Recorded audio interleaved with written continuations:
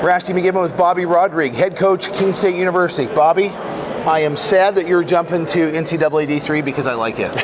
But I do want to say congratulations. Oh, thank you. Appreciate it. I guess in my mind when I was going to talk to you, I guess I'll kind of actually do it backwards. Tell me about the decision and the process to go from ACHA to NCAA D3. So at the college, we're keeping the D3 team. I mean, the club team. We're keeping. So we're adding on. But they're not keeping you. Teams. They're not keeping me. Right.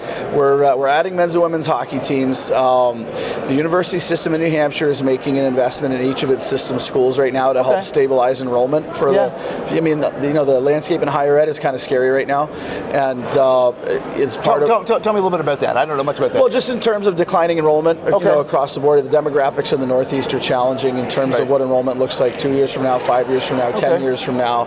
And so, the college has created a strategic plan, and part of its efforts to stabilize enrollment have included adding additional varsity sports teams. We know that student athletes, are higher performers in the classroom.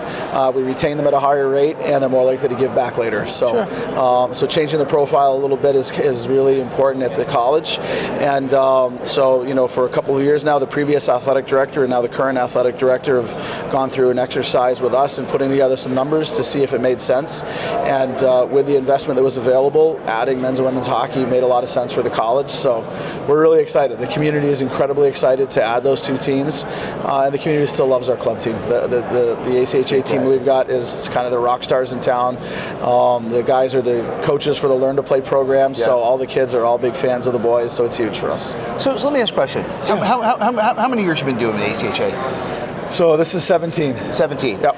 In your 17 years, would it be fair to say that on a yearly basis, you at least got one player that is in college, because they're playing hockey, and not vice versa? For sure. That is, they really want to play hockey, and if going to college is facilitating that. Yeah, for sure. Yeah. Tell me, as you guys are, obviously, and I don't want to start crying, on day one of pool play, but as you personally, so don't make me cry. No, I won't. But as you guys are phasing out, tell me about the opportunity that the ACHA has had for you personally. And when I say personally as a coach, but has also had for the Northeast and at Keene. Yeah, absolutely. No, we believed for a long time that Keene was potentially an important hockey community in the middle of New England, and the addition of the arena in downtown about 8 years ago has made a difference, but the addition of the club team 17 years ago kind of kick-started that. So we've got good high school teams in town, we've got a good youth program, we've got a good men's league and a good women's league, and we've had a great college club team, and now we're going to continue to have a great college club team. We're going to add 2 more varsity hockey teams to that. So, in some ways, some of the conversations I've had here this week are speaking to, players that are seniors. And, this is the tail end of their career. This is the senior of your ACHA career.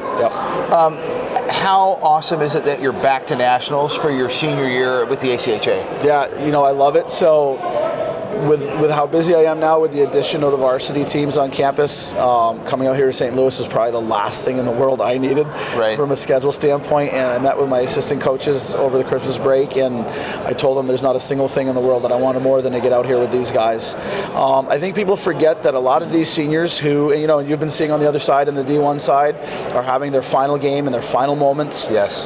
People forget that seniors right now are the kids who came in during COVID. So a lot of them had a really miserable first year. Yes. Of school, and also if they came straight from high school, they had a miserable finish to their senior experience.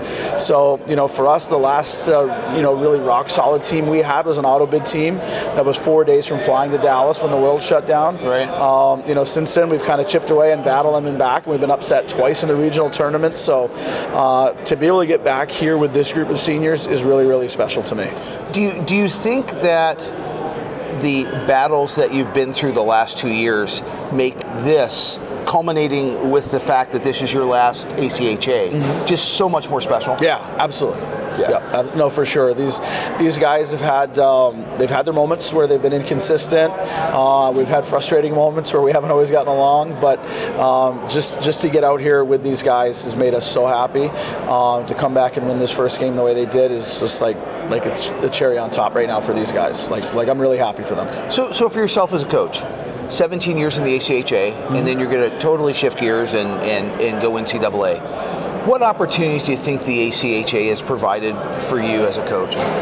Oh, I've loved it. So, for me, I've learned a lot about myself. I've learned a lot about the game, but I've also learned a ton more about student athletes, and how to help manage them and help them grow and help develop them. So I think the longevity that I've had and the stability that I've provided, I think is probably what positioned me to be attractive to the college in terms of appointing me to this position, that I'm going to be moving into. So, I've made so many good friends coaching the ACHA. I actually have a small, we call it the Coaches Club, that I created. So so today there was a head-to-head face-off between UNH and St. Thomas. Ben and Cam are both in my little club. Okay.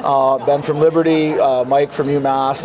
We got a group of us. We get together once a month on Zoom, and we'll trash talk each other for a little bit. And we've got a handful of my good friends from the NCAA, D1 coaches who will come on with us, and we'll always have a topic each month, and we'll share screens, draw drills up and systems and debate stuff, and just being resources for each other. People forget that it can be lonely as a coach, and the fact that we got kind of a network of coaches, and I've always had great luck with coaches out here who the other 3 coaches here from the Northeast. We battled each other all year. We're genuinely supportive of each other's success out here, so it's a lot of fun.